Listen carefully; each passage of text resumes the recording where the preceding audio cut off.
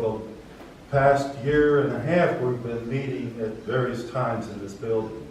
And thank you very much for letting our group meet in this building.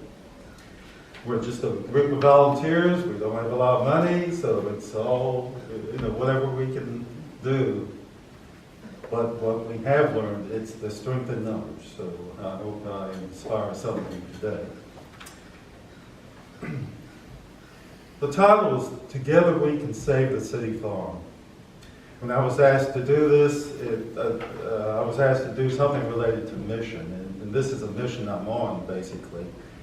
But it goes back, and the more I thought about it, I had to go back to the time that I was 20 to find the time when I was first involved in mission.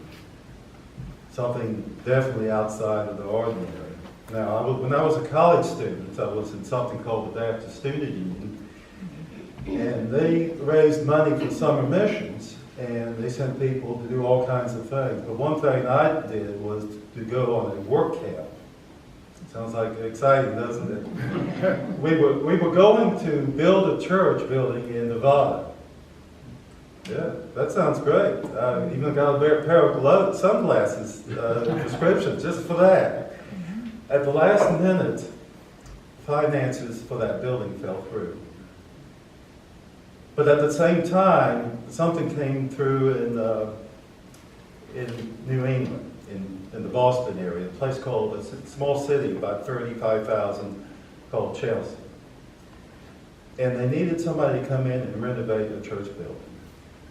What it was a building in a community that long ago had declined. They built a building, they could seat 500 to 1,000 people, depending on how they expanded the sanctuary. And they were down to about 11 people. So those remaining remnant decided, well, the American Baptist Convention isn't going to help us anymore. We already owe them some money. So they said, well, we'll sell this building. They were offered, first of all, over $1 million in today's money to sell it to somebody to build a high-rise.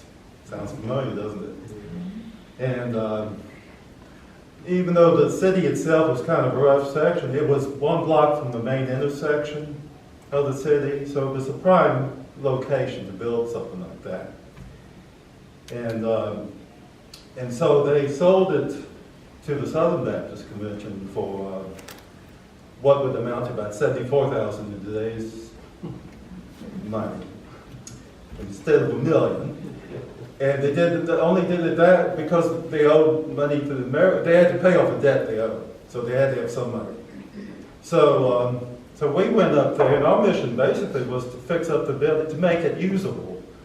And there was going to be, there were 13 of us total in our group. Now, 4 of those people were the ministry director from William & Mary, his wife, and 2 children.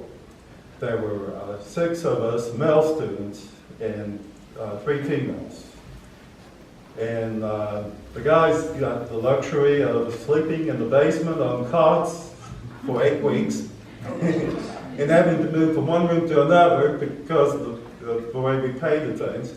And we painted a lot in the basement because that's where a lot of the ministry was going on and what needed it the most. Now, to start out, we had to clean up some yard waste, cut back shrubbery, and then clean out some trash in the church building.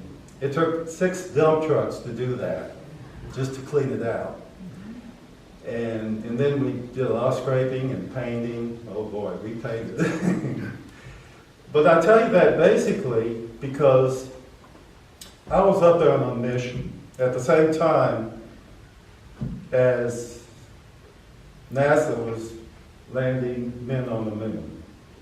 And there's a connection there because just this July I was over at the Hampton Convention Center, Hampton Roads Convention Center, and NASA Land was celebrating 100 years. So I was there, of course, with my cameras, and I was sitting in the front as close as I could get to the speaker. And I was over on the side, like over here with my camera. The VIPs were in the middle here. But there was a kind of a surprise that first session. About the middle of it, the speaker said, well, introduce this special person in the middle. So he gets up and salutes and all that. And I wanted to get over and speak to him. But he leaves quickly after that first session. And then I come back for the second